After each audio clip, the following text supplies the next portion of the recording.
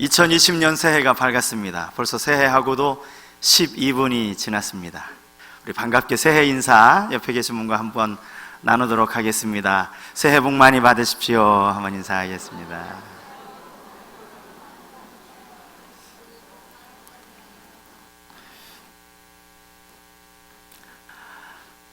묵은 해를 보내고 새로운 한 해를 맞이하는 시간, 송구영신 예배를 생각하면 떠오르는 두 가지 단어가 있습니다. 첫 번째 단어는 기대 또는 소망이라는 단어입니다.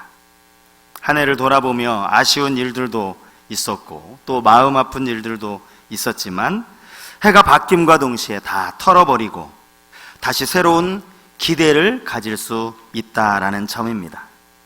연약함으로 인해 실수할 수도 있고 또 내 안에 죄성으로 인해 알게 모르게 지은 부끄러운 일들도 있었지만 지나간 달력 확 찢어버리듯이 다 찢어버리고 새로운 달력을 걸을 수 있다는 것, 이것이 바로 새로운 시작 아니겠습니까?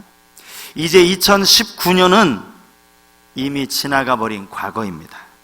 여러분들 가운데 여전히 작년에 겪은 아픔과 실망들을 마음에 담고 계신 분들이 혹 계시지는 않습니까? 그런 분들에게 새해는 아무런 의미가 없을 겁니다. 지나간 일들은 다 잊어버리실 수 있기를 바랍니다. 그리고 거기에 다시 새로운 기대와 소망을 담으시는 우리 모든 성도님들이 되실 수 있길 바랍니다. 그런가 하면 송구영신 예배 생각하면 또 하나 떠오르는 단어는 비장함입니다. 기대나 소망과는 전혀 성격이 다른 그런 단어라고 할 수 있죠. 새해를 시작하는데 비장함, 조금 어울리지 않는 단어라고 생각하실 수도 있습니다. 그럼에도 불구하고 제 생각에, 제 말씀을 준비하면서 이 비장함이라는 단어가 떠오르는 이유가 무엇이겠습니까? 시작이 절반이다 라는 말이 있는 것처럼 처음을 어떻게 시작하느냐가 아주 중요하기 때문입니다. 우리가 새해를 맞이하면서 다시금 새로운 기대와 희망을 가져야 하는 것도 맞는 말이지만 거기에는 반드시 비장함도 담겨 있어야 한다고 저는 그렇게 생각합니다. 우리 마음속에 소망을 갖는 것과 그 소망이 현실로 이루어지는 것은 별개인 경우가 많기 때문입니다. 여러분, 이게 무슨 말입니까? 누구나 다 소망을 가지고 있습니다.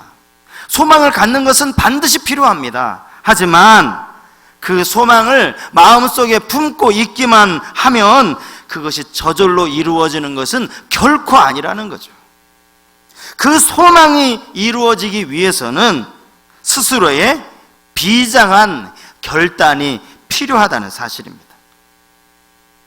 저는 여러분들이 그저 작년 한 해의 아픔들을 털어내지 못한 채 여전히 낙심하고 슬퍼하지 않기를 바랍니다. 다 털어내셔야 합니다. 하지만 그것과 동시에 여러분들 자신 안에 이런 비장한 다짐과 각오를 가지실 수 있길 바랍니다. 그러기 위해서는 첫 시작이 너무나도 중요합니다. 오늘 이 자리에 한 해를 시작하는 첫 예배 하나님 앞에 나오신 여러분, 참 귀한 분들이세요.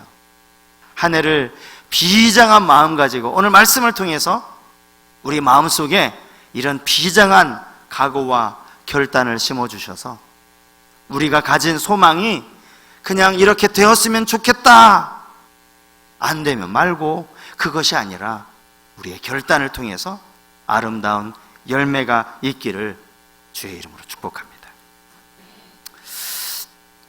지금까지 우리 교회는 매일 성경을 가지고 이제 꾸준히 큐티 생활을 하지 않았습니까? 작년과 올해는 좀 느낌이 달라요. 2019년도 12월 지난달입니다. 묵상한 본문이 요한계시록 말씀이었습니다. 그리고 새해 2020년 1월부터 시작하는 큐티 본문은 창세기 말씀이에요. 맨 마지막과 지금 맨 처음을 우리가 이제 묵상을 하게 되는 거예요. 매일 성경 표지에 보니까 이런 설명이 적혀 있더라고요. 매일 성경으로 6년 동안 묵상하면 성경 66권을 다 깊이 읽을 수 있습니다. 66권 전체를 이 6년에 걸쳐서 다 묵상을 할 수 있도록 그렇게 이제 커리큘럼이 짜여져 있다라는 말입니다. 그리고 2019년도가 그 6년의 마지막 6년차가 되었던 거죠. 그래서 우리는 요한계시록, 성경의 맨 마지막 책인 요한계시록을 묵상을 했던 것입니다. 이제 올해부터 새로운 6년차의 첫 시작, 첫 출발이어서 이제 1월부터는 우리가 창세기 말씀을 묵상을 하게 된 겁니다. 그러니까 올해는 이제 이 6년에 걸친 전체 성경 묵상에 새롭게 출발하는 첫 해라고 할 수 있는 거예요. 작년까지 큐티 안 하셨어도 괜찮아요. 오늘부터 시작하시면 됩니다. 오늘부터 시작하시라고 제가 오늘 본문을 여러분 1월 1일 큐티 본문으로 설교를 하는 거니까 오늘은 설교 들으시면서 그냥 큐티 하셨다라고 생각하시고 2일부터 이제 큐티를 하시면 되겠습니다. 저는 오늘 성경의 첫 번째 책 창세기와 또 마지막 책 요한계시록의 두 개의 본문을 함께 읽었습니다. 창세기는 전능하신 하나님께서 온 우주 만물을 어떻게 창조하셨는지를 다루는 책이죠. 이 세상이 어떻게 생겨나게 되었는가, 창조의 시작을 소개하는 말씀을 읽었습니다. 이 말씀을 읽은 이유는 우리 자신도 영적으로 새로운 시작을 결단하는 시간이 되었으면 좋겠다, 그런 마음에서 창세기 1장을 읽은 겁니다. 뿐만 아니라 요한계시록 3장 말씀은 소아시아 7교회 중에서 빌라델피아 교회에 보낸 편지입니다. 우리 교회가 이 빌라델피아 교회처럼 살아있는 교회가 되기 위한 그런 마음의 비장함을 우리 모두가 가졌으면 좋겠다라는 마음 가지고 오늘은 두 가지의 본문을 잠깐 함께 생각해 보려고 합니다. 먼저는 창조주 하나님을 통해 갖게 되는 기대와 소망입니다. 하나님께서 천지를 창조하실 때 이 세상의 모습이 어떠했는지를 묘사하는 구절이 창세기 1장 2절 말씀입니다. 땅이 혼돈하고 공허하며 흑암이 깊음 위에 있고 하나님의 영은 수면 위에 운행하시더라. 여기 사용된 이 혼돈이라는 단어는 황폐함을 의미하는 단어입니다. 황량한 사막, 아직 길도 나 있지 않은 그런 상태, 정돈되지 않은 무질서의 상태를 바로 이 혼돈이라는 말로 표현을 한 것입니다. 공허라는 단어도 마찬가지입니다. 혼돈과 비슷한 의미이면서 텅 비어 있다라는 뜻을 가지고 있습니다. 창조주 하나님은 혼돈과 공허의 공간에 말씀 한마디로 창조의 역사를 시작하셨습니다. 빛이 있으라, 이 한마디 말씀과 동시에 성경은 뭐라고 말합니까? 빛이 있었다라고 말씀하고 있는 겁니다. 둘째 날 궁창을 만드시되 궁창 아래의 물과 궁창 위의 물을 만드실 때도 마찬가지입니다. 셋째 날 땅 위에 온갖 열매 맺는 식물을 창조하실 때도 다 마찬가지였어요. 그분의 말씀이 곧 능력이었다는 것입니다. 공허와 혼돈은 우리의 심령에도 얼마든지 찾아올 수 있습니다. 채워도 채워질 것 같지 않은 그러한 영적인 상태, 영적인 공허한 말입니다. 오늘 그런 분들이 혹 이 자리에 계시다면 빛이 있으라, 이 하나님의 음성이 들려오는 은혜의 시간이 될 수 있길 바랍니다. 아무것도 보이지 않는 공허와 황폐함 위에 하나님은 하나씩 하나씩 창조를 통해서 질서를 부여하십니다. 그리고 이 창조의 순서가 너무너무나 오묘하다는 사실. 여러분, 첫째 날에 하나님이 빛을 창조하시면서 어둠과 빛을 나누셨다면 넷째 날에는 그 빛에 해당하는 해와 달과 별을 창조하십니다. 둘째 날에 궁창을 만드셨다면 다섯째 날에는 궁창 위를 날아다니는 새와 궁창 아래에 물을 헤엄쳐 다니는 물고기를 만드셨어요. 셋째 날에 땅 위에 식물을 만드셨다면 여섯째 날에는 동물들과 사람을 창조하셨습니다. 앞에 등장하는 3일과 그 뒤에 이어지는 3일의 창조가 대칭을 이루고 있다는 겁니다. 앞에 3일의 창조는 배경을 하나님이 창조하신 것이라 말할 수 있다면, 뒤에 3일 동안의 하나님의 창조하심은 그 배경 속에 살게 될, 배치되어질 주인공들을 만드시는 그런 창조라고 할 수 있습니다. 한치의 오차도 없이 치밀한 계획 속에서 6일 동안의 창조가 이루어진 겁니다. 창조된 모든 것들이 자연스럽게 조화를 이룰 수 있도록 하나님은 이렇게 오묘하게 이 온 우주 만물을 창조하셨습니다. 간혹 성경을 읽어가면서 자꾸만 우리의 이성이 작동이 될 때가 있습니다.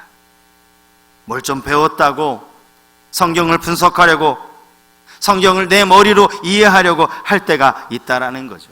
여러분, 그때 다시 한번 성경을 펴서 읽어야 할 구절이 창세기 1장의 천지창조입니다. 태초에 하나님이 천지를 창조하시니라. 이 문장 안에 하나님에 대한 모든 질문의 답이 다 들어있기 때문입니다. 하나님의 위대하심과 하나님의 전능하심과 온 우주 만물의 주인이 되시는 창조주 하나님이 이 창세기 1장에 너무나도 선명하게 드러나고 있다는 겁니다. 그분은 우리의 아버지이십니다. 어저께나 오늘이나 영원토록 변함이 없으시는 사랑의 하나님이라는 사실입니다. 여러분, 하나님의 창조의 목적이 바로 사람 때문이었다는 것, 여러분 잘 알고 계시죠? 요즘 웬만한 아파트들은 건물을 지으면서 이미 그 집 안에 가전이며 또 가구들이 이미 이렇게 빌트인이라고 해서 다 세팅이 되어 있는 그런 집들이 참 많이 있습니다. 여러분, 예전에 우리가 이사 다닐 때 여러분 꼭 기억나시죠? 이삿짐을 쌀 때마다 가장 많은 부피를 차지하는 게 장롱이었어요. 장롱 안 들고 갈 수도 없어. 들고 가야지 거기에다가 이불도 집어넣고 옷도 집어넣지요. 그런데 요즘은 이런 가구들을 가져가지도 않아도 이런 웬만한 집에는 다 가구가 붙박이로 되어 있죠. 다 설치가 되어 있습니다.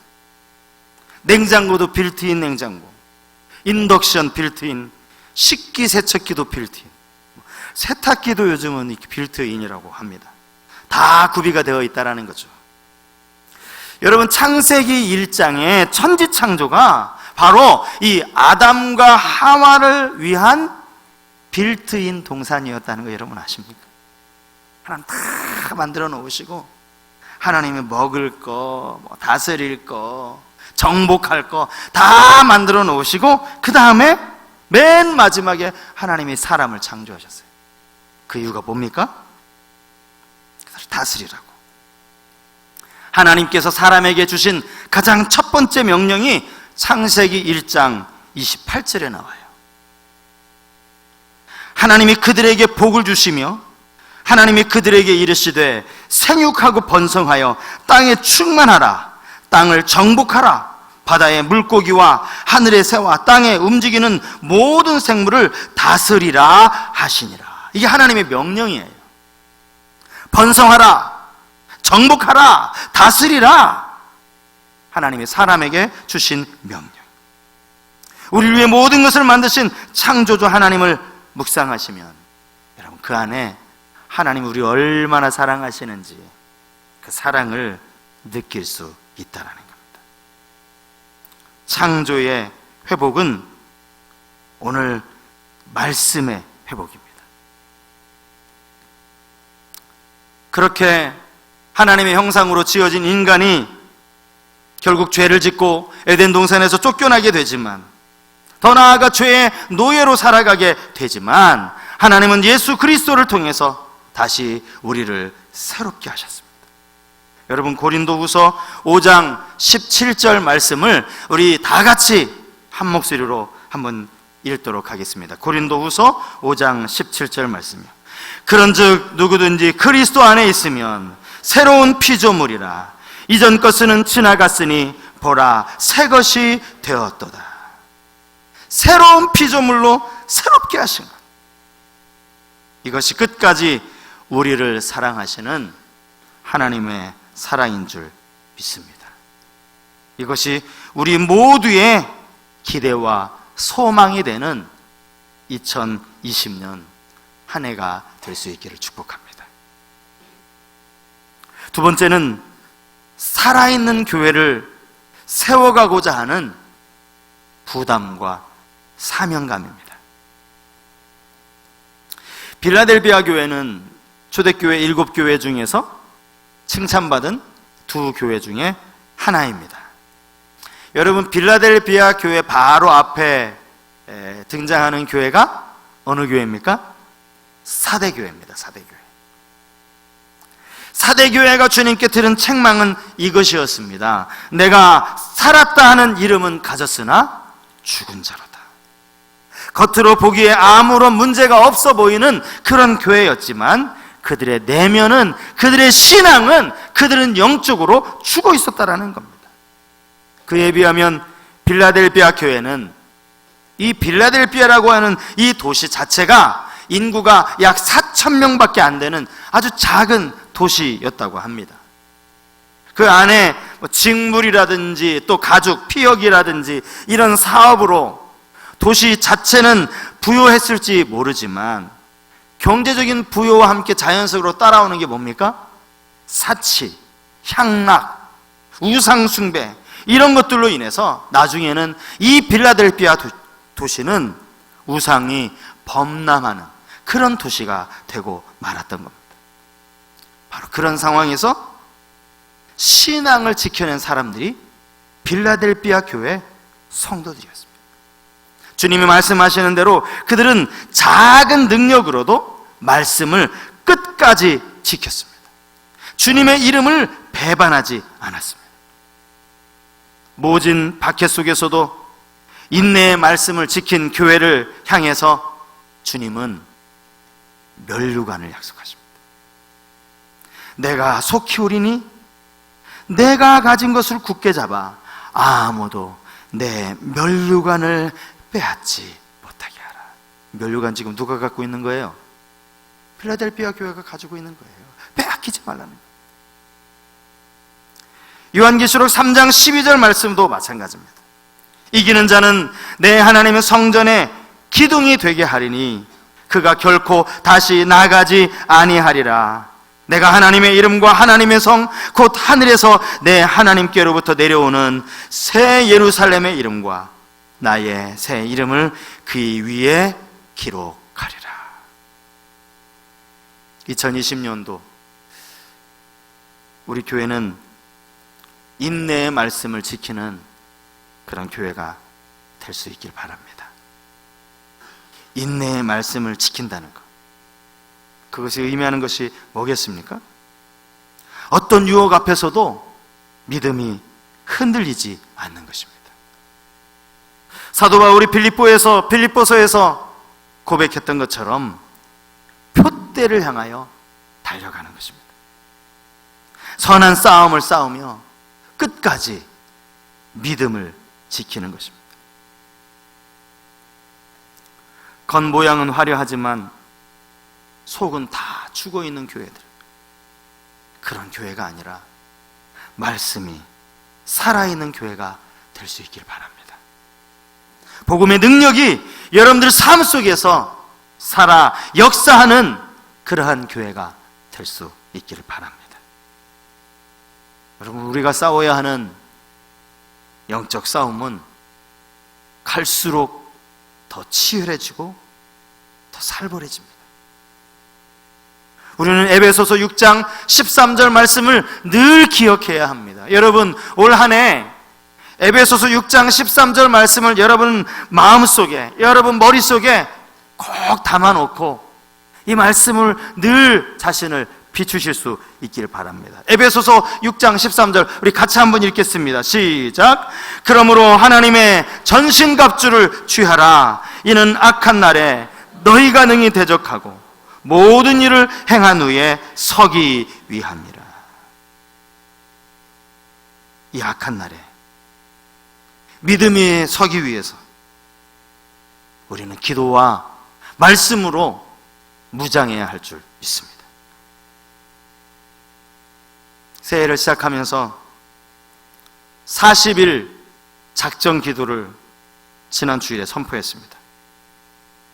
여러분들 자신이 살아있는 교회가 되어지기 위해서 기도에 무릎을 꿇으실 것을 진심으로 권면합니다.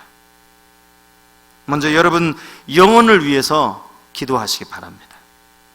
중심을 보시는 하나님 앞에 우리가 가진 껍데기 그리 중요하지 않습니다.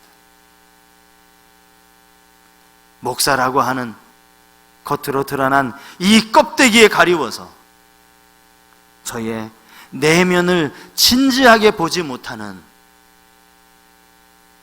혹시 그렇게 될까봐 저는 많이 두렵습니다. 하나님 우리에게 주신 직분이 아니라 우리의 중심으로 말씀 위에 설 수 있는 우리 모든 성도님들이 되실 수 있길 바랍니다. 하나님의 긍휼함이 없이는 우리 모두가 너무나 초라한 죄인에 불과하기에 더 초라해지지 않기 위해 기도할 수 있으면 좋겠습니다. 여러분 자신을 위해서 기도하라는 겁니다. 우리 교회가 이 지역에 복음의 빛을 비출 수 있도록 여러분 함께 기도해 주시기 바랍니다. 방주 안에서 그저 안타까워만 하고 있을 것이 아니라 가서 저들의 손을 붙잡고 방주 안으로 이끌어야 합니다. 내 교회를 더 많이 사랑하는 성도님들이 되실 수 있길 바랍니다. 살아있는 교회, 겉으로만 번지르르 한 그런 교회가 아니라 영혼이 살아있는 교회, 믿음이 살아있는 교회가 될 수 있기를 간절히 소망합니다. 이 시간 말씀을 생각하면서 함께 찬양하기 원합니다.